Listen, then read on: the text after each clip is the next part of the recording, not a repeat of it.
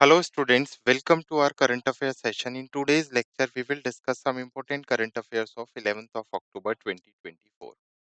तो आज हम 11 अक्टूबर 2024 के कुछ महत्वपूर्ण करंट अफेयर्स डिस्कस करेंगे जो एग्जाम पॉइंट ऑफ व्यू से काफी इंपॉर्टेंट करंट अफेयर्स हो सकते हैं। तो स्टार्ट करते हैं आज का session important current affairs of 11th of October. तो आज की क्लास में हम सबसे पहले डिस्कस करेंगे कुछ इंपॉर्टेंट इंटरनेशनल न्यूज जिसमें हम अंतर्राष्ट्रीय समाचार डिस्कस करेंगे। सेकंड हम डिस्कस करेंगे कुछ राष्ट्रीय समाचार जिसमें हम नेशनल न्यूज यानी सेंट्रल गवर्नमेंट के इनिशिएटिव्स और प्लान्स डिस्कस करेंगे। थर्ड हम डिस्कस करेंगे राज्य समाचार स्टेट न्यूज जिसमें हम राज्य सरकार के इनिशिएटिव्स और प्लान्स डिस्कस करेंगे। उसके बाद बैंकिंग और वित्त समाचार बैंक और फाइनेंस से रिलेटेड कुछ इंपॉर्टेंट न्यूज। डिफेंस न्यूज जिसमें हम रक्षा समाचार डिस्कस करेंगे।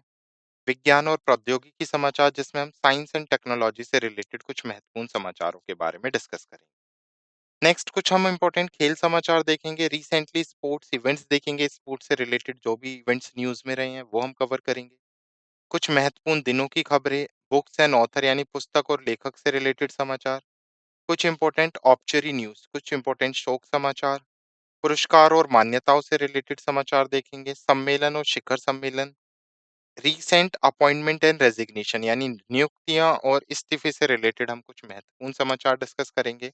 और लास्ट में देखेंगे हम समरी सारांश ऑफ द लेक्चर यानी आज की क्लास में हमने क्या क्या इंपॉर्टेंट डिस्कस किया है।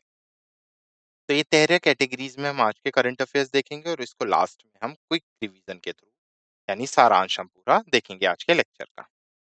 So the image used in our slide deck are for educational purpose only. We respect the intellectual property right of the original creator and owner of these images. If you are the owner of any of the image used in this deck and have any concern or issue, contact us at sathi@iitk.ac.in and we shall remove the images. हमारे slide deck में उपयोग की गई छवियां केवल शैक्षणिक उद्देश्य के लिए हैं। हम इन छवियों के मूल रचनाकारों और मालिकों के बौद्धिक संपदा अधिकारों का सम्मान करते हैं। यदि आप इस डेक में उपयोग की गई किसी भी छवि के मालिक हैं और आपको कोई चिंता या समस्या है तो कृपया sathi@iitk.ac.in पर हमसे संपर्क करें, हम छवियों को हटा दें। So now let's start the session with our first international news. तो अभी जर्मनी में एक बैठक कंडक्ट की गई है 2 से 6 अक्टूबर के बीच में, जिसे हम कोडेक्ट समिति या कोडेक्ट पोषण समिति की बैठक के रूप में जानते हैं। तो बेसिकली ये जो अभी कोडेक्ट कमेटी की बैठक हुई है पोषण समिति को लेकर या पोषण को लेकर, ये 44वीं कंडक्ट हुई है जिसमें भारत ने अभी क्या किया है, पार्टिसिपेट किया है। तो न्यूज क्या बन रही है, भारत 44वीं कोडेक्स पोषण समिति की बैठक में शामिल हुआ है और ये कहाँ पर कंडक्ट की गई है, जर्मनी। तो भारत ने पोषण और विशेष आहार उपयोग के लिए खाद्य पदार्थों पर कोडेक्स समिति के 44वें सत्र में भाग लिया। बैठक 2 अक्टूबर से 6 अक्टूबर 2024 तक ड्रेसडेन जर्मनी में आयोजित की गई। भारत ने महत्वपूर्ण एजेंडा बिंदुओं पर महत्वपूर्ण हस्तक्षेप भी किए। देश के योगदान चर्चाओं में महत्वपूर्ण थे। तो याद रखना है 44 कोडेक्स न्यूट्रिशन कमेटी या पोषण समिति कहां पर कंडक्ट की गई थी, जर्मनी। नेक्स्ट इंटरनेशनल न्यूज है, जमैका का प्रधानमंत्री एंड्रयू होलसेन की भारत यात्रा 3 दिन की, प्रमुख बातें। तो अभी जमैका के पीएम हैं एंड्रयू होलनेस जिन्होंने अभी 3 दिन के लिए भारत की यात्रा की है, तो उसी से निकलकर कुछ इंपॉर्टेंट पॉइंट्स आ रहे हैं। तो ये भारत में किसी जमैका के प्रधानमंत्री की पहली द्विपक्षीय यात्रा थी और एंड्रयू होलनेस की देश की पहली यात्रा थी। पीएम नरेंद्र मोदी ने भारत जमैका संबंधों को उजागर किया जो संस्कृति, क्रिकेट, कॉमनवेल्थ और कैरेबियन द्वारा परिभाषित है। भारत और जमैका ने डिजिटल पब्लिक इंफ्रास्ट्रक्चर, सांस्कृतिक आदान प्रदान और खेलों में 4 समझौते ज्ञापन पर हस्ताक्षर किए हैं। एंड्रयू होलनेस जमैका के प्रधानमंत्री हैं। जमैका की राजधानी किंगस्टन है और जमैका डॉलर वहां की मुद्रा है। तो ये कुछ स्टैटिक पॉइंट्स है कहां से, जमैका से रिलेटेड। नेक्स्ट है नेशनल न्यूज, भारत का वस्त्र क्षेत्र 2030 तक 350 बिलियन अमेरिकी डॉलर का लक्ष्य रखता है। तो अभी जो भारत का वस्त्र क्षेत्र महत्वपूर्ण वृद्धि के लिए तैयार है जिसमें रेडीमेड गारमेंट निर्यात में सालाना 11% की वृद्धि हो रही है। इस क्षेत्र के 2030 तक 350 अरब अमेरिकी डॉलर तक पहुंचने का अनुमान है। यह वृद्धि भारत की अंतर्निहित ताकत और एक मजबूत नीति ढांचे द्वारा संचालित है। नीति ढांचा निवेश और निर्यात दोनों को प्रोत्साहित करता है जो इस क्षेत्र के लिए उज्जवल भविष्य का संकेत देते हैं। तो भारत का वस्त्र क्षेत्र 2030 तक कितने बिलियन डॉलर तक पहुंच जाएगा, 350 बिलियन डॉलर तक पहुंच जाएगा, जिसमें रेडीमेड जो भारत का गारमेंट्स का बिजनेस है उसमें हर साल 11% की वृद्धि देखी जा रही है। नेक्स्ट नेशनल न्यूज है, पीएम मोदी ने स्वच्छ भारत अभियान के 10 साल पूरे होने का जश्न मनाया। तो हम सबको पता है 2 अक्टूबर को भारत में क्या स्टार्ट किया गया था, स्वच्छ भारत अभियान स्टार्ट किया गया था 2014 में। तो अभी क्या हुआ है, उसके 10 साल पूरे हुए हैं और उसके 10 साल पूरे होने की खुशी में नरेंद्र मोदी ने नई दिल्ली के विज्ञान भवन में स्वच्छ भारत दिवस कार्यक्रम में भाग लिया। इस कार्यक्रम ने महात्मा गांधी की 150वीं जयंती और स्वच्छ भारत मिशन की 10वीं वर्षगांठ को चिन्हित किया है। पीएम मोदी ने 9600 करोड़ रुपए से अधिक के कई स्वच्छता और सफाई परियोजना का शुभारंभ और शिलान्यास किया। ठीक है। ओके, ये 2 अक्टूबर 2015 को स्टार्ट हुआ था ऑफिशियली। तो 9600 करोड़ रुपए से अधिक के कई स्वच्छता और सफाई परियोजना का शुभारंभ और शिलान्यास किया। एसएचएस 2024 स्वच्छ भारत अभियान जो है 2024 17 सितंबर से 2 अक्टूबर आ, तक मनाया गया स्वच्छ भारत दिवस कार्यक्रम में ये समाप्त हुआ। एसएचएस 2024 की अगर मैं थीम की बात करूं तो इसकी थीम रही है स्वभाव स्वच्छता संस्कार स्वच्छता। क्लियर, तो थीम याद रखनी है, थीम बहुत इंपॉर्टेंट है, एग्जाम्स में डायरेक्ट पूछ ली जाती है कि 2024 की थीम क्या रही है। तो स्वभाव स्वच्छता संस्कार स्वच्छता। नेक्स्ट है, ministry of health and family welfare ने टीबी रोगियों के लिए मासिक पोषण सहायता को बढ़ाकर कितना कर दिया है, 1000 रुपए कर दिया है।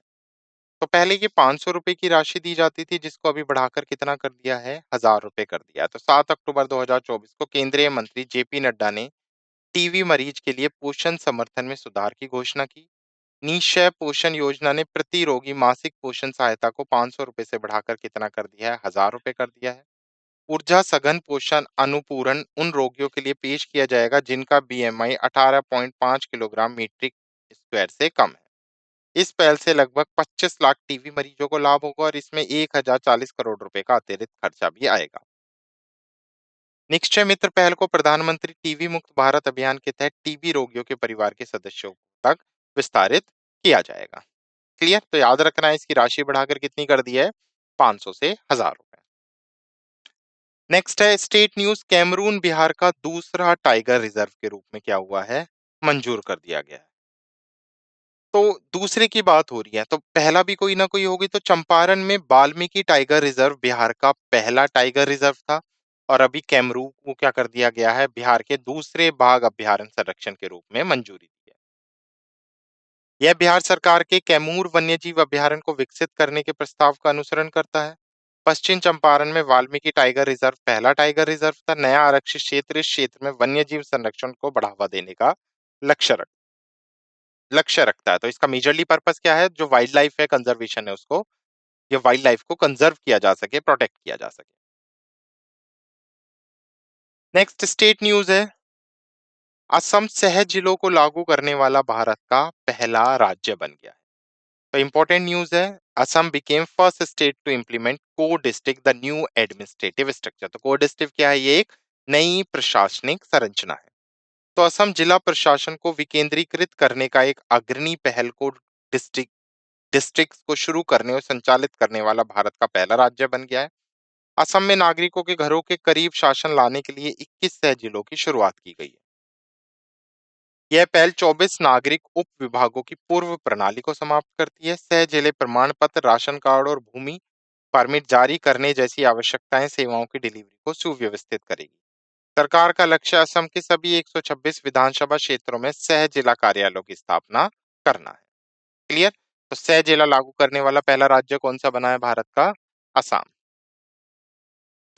नेक्स्ट बैंक और फाइनेंस से न्यूज है। तो छमाही फर्स्ट की बात कर रहा है, यूपीआई लेन देन छमाही फर्स्ट 2024 में 52% बढ़कर 78.97 बिलियन हो गई है। तो अभी 2024 की पहली छमाही में यूपीआई लेन देन की मात्रा में साल दर साल 52% की वृद्धि दर्ज की गई और यह कितनी हो गई है, 78.97 बिलियन हो गई है। वर्ल्ड लाइन की इंडिया डिजिटल पेमेंट रिपोर्ट के अनुसार यूपीआई का मूल्य 40% बढ़ गया है। मूल्य जनवरी 2023 से जून 2024 के बीच 83.16 ट्रिलियन रुपीस से 116.63 ट्रिलियन तक बढ़ा है। फोन पे ने बाजार का नेतृत्व किया, इसके बाद गूगल पे और पेटीएम का स्थान रहा। औसत टिकट आधार which is known as average ticket size में 8% की गिरावट भी आई है।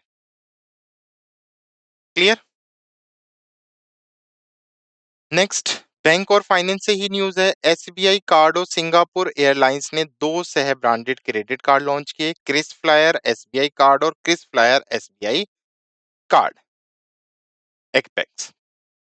तो एसबीआई कार्ड ने सिंगापुर एयरलाइंस के साथ साझेदारी की और दो सह ब्रांडेड क्रेडिट कार्ड लॉन्च किए। पहला कौन सा है? क्रिस फ्लायर एसबीआई कार्ड और सेकंड है Kris Flyer SBI card apex. ये कॉन्टेक्ट कार्ड अमेरिकन एक्सप्रेस और मास्टर कार्ड प्लेटफॉर्म पर उपलब्ध हैं, जो अक्सर यात्रा करने वालों के लिए विशेष इनाम प्रदान करते हैं। कार्ड सुपर प्रीमियम कार्ड धारकों के लिए हैं, जो एसआईए समूह के साथ विशेष विशेषाधिकार प्रदान करते हैं, जिसमें सिंगापुर एयरलाइंस और स्कूट एयरलाइंस शामिल हैं। कार्ड को वैश्विक स्तर पर 24 मिलियन से अधिक आउटलेट्स पर स्वीकार किया जाएगा, जिसमें भारत में 3,25,000 आउटलेट शामिल हैं। क्रिस फ्लायर एसबीआई कार्ड के लिए शामिल होने और वार्षिक नवीकरण शुल्क 2,999 रुपए प्लस कर रहे हैं, और Kris Flyer SBI card apex के लिए जो शुल्क होगा वो कितना होगा? 9,999 रुपए प्लस है। क्लियर। तो प्लस का मतलब प्लस टैक्सेस होगा।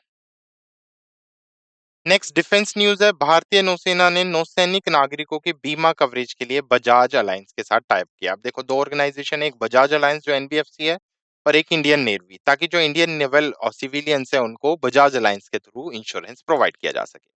तो भारतीय नौसेना ने बजाज अलायंस लाइफ इंश्योरेंस के साथ एक समझौते ज्ञापन पर हस्ताक्षर किए हैं। यह पहल नौसेना नागरिकों के कल्याण को बढ़ाने पर केंद्रित है। साझेदारी सस्ती जीवन बीमा विकल्प प्रदान करती है, जिसमें टर्म इंश्योरेंस भी शामिल है। यह पहल नौसेना की अपनी नागरिक कार्यबल के लिए वित्तीय सुरक्षा और समावेशित के प्रति प्रतिबद्धता को भी रेखांकित करती है। क्लियर। तो भारतीय नौसेना ने नौसैनिक नागरिकों की बीमा कवरेज के लिए बजाज अलायंस के साथ साझेदारी की। नेक्स्ट है साइंस एंड टेक्नोलॉजी। लद्दाख में दुनिया का सबसे ऊंचा इमर्जिंग चेरेकोव टेलीस्कोप का अनावरण किया गया है। तो इसका नाम क्या है? Major atmospheric Cherenkov experiment which is MAC. तो डॉक्टर अजीत कुमार महंती ने हेनले लद्दाख में मेजर एटमॉस्फेरिक चेरेकोव एक्सपेरिमेंटल वेधशाला का उद्घाटन किया। यह सुविधा एशिया की सबसे बड़ी इमर्जिंग चेरेकोव दूरबीन है। यह विश्व की अपनी तरह का सबसे ऊंचा है, जो लगभग 4300 मीटर की ऊंचाई पर स्थित है। उद्घाटन 4 अक्टूबर 2024 को किया गया। तो याद रखना है, लद्दाख में दुनिया का सबसे ऊंचा इमर्जेंसी टेलीस्कोप का अनावरण किया गया by Ajit Kumar Mohanty. Next science and technology से, राष्ट्रीय अंतरिक्ष आयोग ने भारत के 5वें चंद्र मिशन लुपेक्स की मंजूरी दी है। तो भारत अपना चंद्रमा मिशन बना रहा है, किसके साथ मिलकर? जापान के साथ मिलकर, जिसका नाम क्या रखा गया? लुपेक्स। और अभी जो नेशनल स्पेस कमीशन है उसने क्या कर दिया है? भारत के 5th लूनर मिशन की परमिशन दी है। तो राष्ट्रीय अंतरिक्ष आयोग ने चंद्र ध्रुवीय अन्वेषण mission which is LUPEX lunar polar exploration mission को मंजूरी दी है, जिसको इसरो और जाक्सा यानी जापान की जो कंपनी है, जापान की जो स्पेस कंपनी है वो मिलके बना रही है। लूपेक्स का लक्ष्य चंद्र सतह पर 100 दिनों तक रहना और चंद्रमान 3 के 20 दिन से काफी अधिक है। जाक्सा रोवर और रॉकेट का विकास करेगा, जबकि इसरो लैंडर सिस्टम बनाएगा। तो यहाँ पर भी डिवाइड कर दिया गया है, जापान रोवर और रॉकेट बनाएगा और इसरो क्या डेवलप करेगा? लैंडर सिस्टम बनाएगा। मिशन चंद्रमा के दक्षिणी ध्रुवों को लक्षित करेगा, ताकि पानी और अन्य संसाधनों की जांच की जा सके। इसरो के लिक्विड प्रोपल सिस्टम सेंटर द्वारा चंद्रमा पर संभावित मानव लैंडिंग के लिए एक नया लैंडर इंजन विकसित किया जाएगा। नेक्स्ट इज स्पोर्ट्स न्यूज से है। 18 साल की उम्र में युवा शेरपा ने दुनिया की सबसे ऊंची पर्वत चोटियों को फतेह किया है। तो नीमा रिंजी शेरपा, जो एक 18 वर्षीय नेपाली पर्वतारोही हैं, अभी उन्होंने इतिहास रच दिया है। वह दुनिया की सभी 800 मीटर ऊंची चोटियों पर चढ़ने वाली सबसे कम उम्र की व्यक्ति बन गई हैं। उनकी अंतिम चोटी तिब्बत की 26,335 फुट ऊंची शीशा पांगमा थी। यह उल्लेखनीय उपलब्धि बुधवार को पूरी हुई। इंपॉर्टेंट न्यूज है, 18 साल की उम्र में युवा शेरपा ने दुनिया की सबसे ऊंची पर्वत चोटियों को फतेह कर लिया है। Clear. Okay, now let's move to our next news. तो नेक्स्ट भी स्पोर्ट्स न्यूज़ है, नेशनल गेम्स। तो यहाँ से 3-4 पॉइंट्स बनते हैं। सबसे पहले तो ये कौन से नंबर के नेशनल गेम्स हैं? तो ये 38 नंबर के नेशनल गेम्स हैं। कहाँ पर कंडक्ट किए जाएँगे ये? इनका आयोजन होगा उत्तराखंड में। तो भारतीय ओलंपिक संघ, इंडियन ओलंपिक एसोसिएशन ने उत्तराखंड को 38वें ग्रीष्मकालीन राष्ट्रीय खेल की मेजबानी के लिए चुना है, जो 28 जनवरी से 14 फरवरी 2025 तक आयोजित किए जाएँगे। यह उत्तराखंड में पहली बार है जब इस तरह से किसी प्रतिष्ठित कार्यक्रम का आयोजन किया जाएगा। इससे पहले 37वें नेशनल गेम्स कहाँ पर कंडक्ट किए गए थे? गोवा में कंडक्ट किए गए थे 25 सितंबर से 9 सितंबर 2023 तक। तो आपको 37 नेशनल गेम्स भी याद रखने हैं जो गोवा में कंडक्ट किए गए थे, और 38th भी याद रखने हैं जो अभी रिसेंटली कहाँ पर कंडक्ट किए जाएंगे? उत्तराखंड में कंडक्ट किए जाएंगे 38 national game. Clear? Okay. Next is sport से है, ईरानी कप फॉर 2024-2025। तो मुंबई क्रिकेट टीम ने 15वीं बार ईरानी कप जीत लिया। तो पहले तो यही पता होना चाहिए ईरानी कप किस चीज से रिलेटेड है। तो ये क्रिकेट का टूर्नामेंट है। एसएससी वगैरह में डायरेक्ट पूछ लिए जाते हैं, एसएससी और कुछ और वनडे एग्जाम्स में, कि ये कप किस या ये स्पोर्ट्स इवेंट किस चीज से रिलेटेड है। तो ईरानी कप किससे रिलेटेड है? क्रिकेट से रिलेटेड है। अभी ईरानी कप की मैं बात करूं तो मुंबई ने अपना क्या जीत लिया है? 15वां ईरानी कप जीत लिया है। तो मुंबई क्रिकेट टीम जिसकी कप्तानी अजिंक्य रहाणे कर रहे थे, उन्होंने 2024-25 के लिए ईरानी कप जीत लिया है और उन्होंने भारत की शेष टीम को हराया है। यह मुंबई का 15वां ईरानी कप है और 1997 के बाद का पहला खिताब है। अगर मैं बात करूं तो ये जो टूर्नामेंट है ये उत्तर प्रदेश के लखनऊ में भारत रत्न अटल बिहारी वाजपेयी एकाना स्टेडियम में आयोजित किया गया था। तो ये कहाँ पर कंडक्ट हुआ था? उत्तर प्रदेश के लखनऊ में हुआ था। अटल बिहारी वाजपेयी एकाना स्टेडियम में इसे कंडक्ट किया गया था। मुंबई टीम को बीसीसीआई से 50 लाख रुपए का नगद पुरस्कार और मुंबई क्रिकेट एसोसिएशन से अतिरिक्त 1 करोड़ रुपए प्राप्त हुए। सरफराज खान को मैच का सर्वश्रेष्ठ खिलाड़ी यानी player of the match declare किया गया, जो मुंबई से बिलोंग करते हैं। डन। तो ईरानी कप कहाँ पर कंडक्ट किया गया है?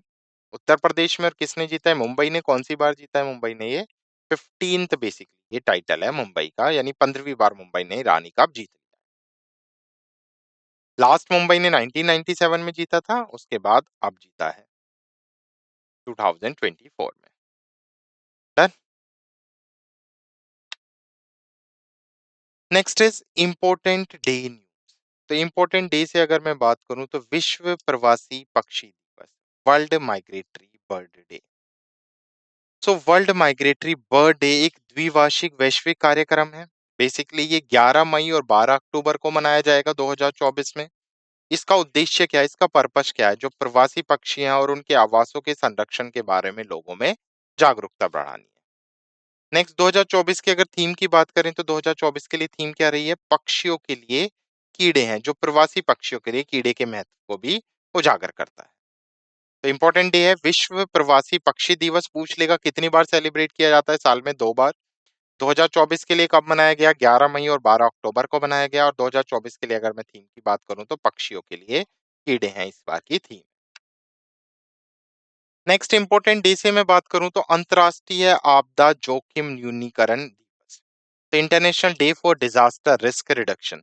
तो जो आपदा होती है उसमें जोखिम, जो रिस्क है उसको कम करने के लिए, उसकी प्लानिंग के लिए, जोखिम, आपदा के जोखिम से कैसे बचाया जा सकता है उसके बारे में, आजीविका के नुकसान को कम करने के लिए, आपदा के कारणों के बारे में जानकारी फैलाने के लिए इस दिन को सेलिब्रेट किया जाता है। तो आपदा जोखिम न्यूनीकरण के लिए अंतर्राष्ट्रीय दिवस प्रतिवर्ष 13 अक्टूबर को मनाया जाता है। यह वैश्विक कार्यक्रम संयुक्त राष्ट्र द्वारा संचालित है। यह आपदा जोखिम को कम करने के महत्व पर जोर देता है। यह दिन आपदाओं के कारण जीवन और आजीविका के नुकसान को कम करने की रणनीति को भी बढ़ावा देता है। Clear? Next is international Day of older person 2024। तो अभी 1 अक्टूबर को हमें अंतर्राष्ट्रीय वृद्धजन दिवस बनाया। संयुक्त राष्ट्र का अंतर्राष्ट्रीय वृद्धजन दिवस प्रतिवर्ष 1 अक्टूबर को मनाया जाता है। यह दिन समाज में बुजुर्गों की महत्वपूर्ण भूमिका को मान्यता देता है।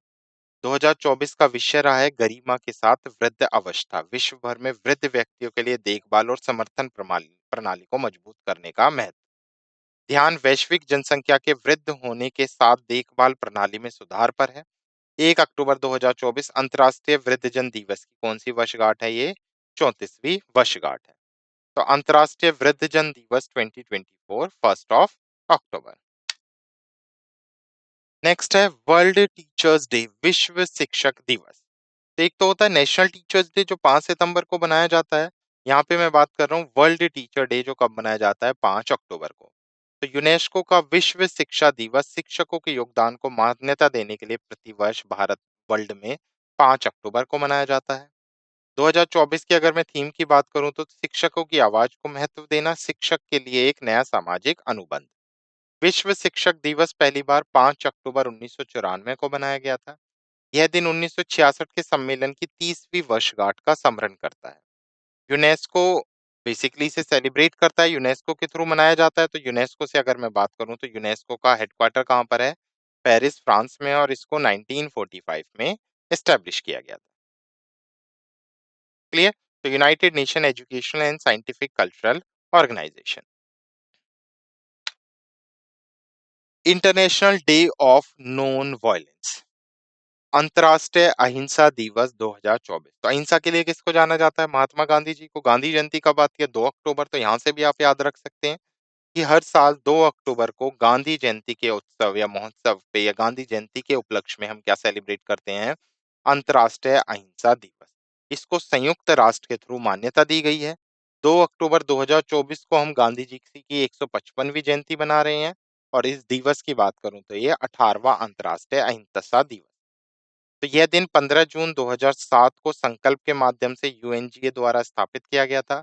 दिन के लिए प्रस्ताव जून 2004 में ईरानी नोबेल पुरस्कार विजेता शिरीन इबादी द्वारा किया गया था। भारत में 2 अक्टूबर को और किस दिन के नाम से सेलिब्रेट करते हैं हम? गांधी जयंती के नाम से सेलिब्रेट करते हैं। और वर्ल्ड में ये international Day of Non violence के नाम से जाना जाता है। नेक्स्ट है त्रिनिदादीय क्रिकेटर ब्रायन लारा ने अपनी आत्मकथा लारा द इंग्लैंड क्रॉनिकल शीर्षक से लिखी है। तो पूर्व ये त्रिनिदादीय क्रिकेटर थे Brian Lara, Brian Charles Lara, जिन्होंने अपनी आत्मकथा लिखी है। नाम क्या है? Lara the England chronicle. पुस्तक का प्रकाशन साइमन एंड शूटर एलएलसी द्वारा किया गया। और यह लारा के बचपन, महत्वाकांक्षा और क्रिकेट करियर के बारे में जानकारी प्राप्त करती है। ब्रायन लारा ने 1990 से 2007 तक वेस्ट इंडीज के लिए खेला और प्रथम श्रेणी क्रिकेट में सर्वोच्च व्यक्तिगत स्कोर का भी रिकॉर्ड अपने नाम किया। उन्होंने 2004 आईसीसी चैंपियनशिप ट्रॉफी में वेस्ट इंडीज को जीत दिलाई। लारा को 12-13 सत्र में आईसीसी के हॉल ऑफ फेम में भी शामिल किया गया था। तो नाम याद रखना, लारा द इंग्लैंड क्रॉनिक्स। ये किसकी किताब है? ब्रेन लारा की किताब है, जिन्होंने 1990 से 2007 तक वेस्ट इंडीज के लिए खेला था। नेक्स्ट है ऑब्चरी न्यूज, रतन टाटा का सम्मान, बिहार डाक मंडल ने विशेष आवरण जारी किया। तो टाटा सन्स के फाउंडर थे रतन टाटा, बेसिकली कह सकते हैं हेड थे, चेयरमैन थे रतन टाटा, जिनका भी निधन हो गया है। तो बिहार डाक मंडल ने रतन नवल टाटा की स्मृति में एक विशेष अनावरण जारी किया है। यह इशारा उद्योग, परोपकार और राष्ट्रीय विकास में उनके योगदान को सम्मानित करता है। टाटा का 10 अक्टूबर 2024 को मुंबई के एक अस्पताल में निधन हो गया। विशेष आवरण को एक महत्वपूर्ण संग्रहालय वस्तु माना जाता है, जो उनके स्थायी मूल्यों, नेतृत्व को भी दर्शाता है। क्लियर? नेक्स्ट ऑब्चुरी से अगर हम बात करें, टाटा सन्स के चेयरमैन एमेरिटस पद्म पुरस्कार से सम्मानित रतन टाटा का 86 वर्ष की आयु में मुंबई के ब्रीच कैंडी अस्पताल में अभी निधन हो गया है। उन्होंने 1961 में टाटा समूह के साथ अपने करियर की शुरुआत की और 1991 में टाटा सन्स के अध्यक्ष बने। उनके नेतृत्व में टाटा समूह ने Tetley, Corus, Jaguar Land Rover जैसे प्रमुख अधिग्रहणों के साथ महत्वपूर्ण विस्तार किया है। रतन टाटा को 2000 में पद्म भूषण और 2008 में पद्म विभूषण से भी सम्मानित किया जा चुका है। तो याद रखना है, ये पूछ लिया जाएगा कि इन्हें किस ईयर पद्म भूषण और पद्म विभूषण मिला है? तो 2000 और 2008 में। उन्होंने ब्रिटिश साम्राज्य के order of the night grand cross of Singapore द्वारा मानद नागरिक पुरस्कार से भी सम्मानित किया जा चुका है। नेक्स्ट अवार्ड्स एंड रिकॉग्निशन से नेक्स्ट न्यूज है। डेविड बेकर, डेमिड हासाबिस और जॉन जम्पर ने 2024 में रसायन विज्ञान में नोबेल पुरस्कार जीता है। तो अभी हमने फिजिक्स के लिए पढ़ा था, अब हम किसकी बात कर रहे हैं? केमिस्ट्री के लिए। तो नोबेल प्राइज 6 फील्ड में दिए जाते हैं, physics, chemistry, physiology, literature, economics and peace. तो अभी बेसिकली क्या किया गया है, केमिस्ट्री के फील्ड में क्या किया गया है, अवार्ड डिक्लेयर किया गया और 3 पर्सनैलिटीज ने केमिस्ट्री में नोबेल प्राइज जीता है। नाम क्या क्या है, डेविड बेकर, डेमिस और जॉन जंपर। तो अमेरिकी जैव रसायनिस्ट हैं David baker, deep mind technology के सीईओ डेमिस हासाबिस और अमेरिकन रसायनज्ञ जॉन जंपर को रसायन विज्ञान में 2024 का नोबेल पुरस्कार दिया गया है। Swedish royal academy of science ने प्रोटीन संरचना की भविष्यवाणी और कम्युनिकेशन प्रोटीन डिजाइन में उनके कार्य के लिए पुरस्कार प्रदान किया है।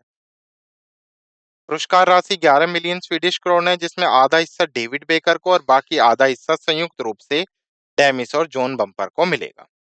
तो पुरस्कार समारोह 9 अक्टूबर 2024 को स्टॉकहोम, स्वीडन में हुआ। उनके योगदान ने रसायन विज्ञान और आणविक जीव विज्ञान के क्षेत्र में महत्वपूर्ण प्रगति की है। तो नाम याद रखना है दोनों पर्सनैलिटीज का, डेविड बेकर और डेमिस और John jumper. Next submit and conference से है, सिक्किम में सेना कमांडो का सम्मेलन, सीमा सुरक्षा पर ध्यान केंद्रित। 2024 के दूसरे सेना कमांडो का सम्मेलन 10 अक्टूबर को शुरू हुआ। सम्मेलन गंगटोक, सिक्किम में एक अग्रणी स्थान पर हाइब्रिड प्रारूप में आयोजित किया गया। भारतीय सेना के वरिष्ठ नेता देश के समग्र सुरक्षा परिदृश्य की समीक्षा कर रहे हैं।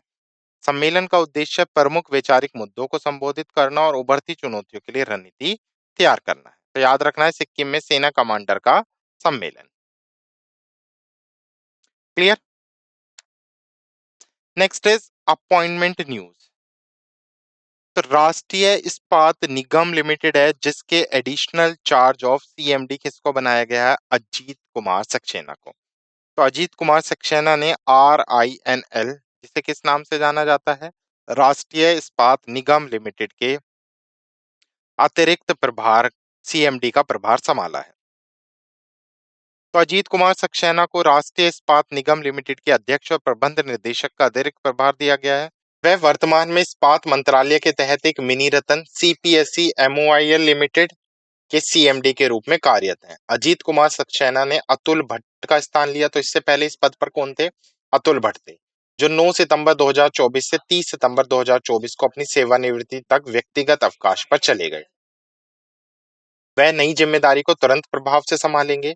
RINL की मैं बात करूं तो ये विशाखापट्टनम, आंध्र प्रदेश में स्थित एक केंद्र सार्वजनिक क्षेत्र का उपक्रम है, यानी ये एक पब्लिक सेक्टर अंडरटेकिंग है।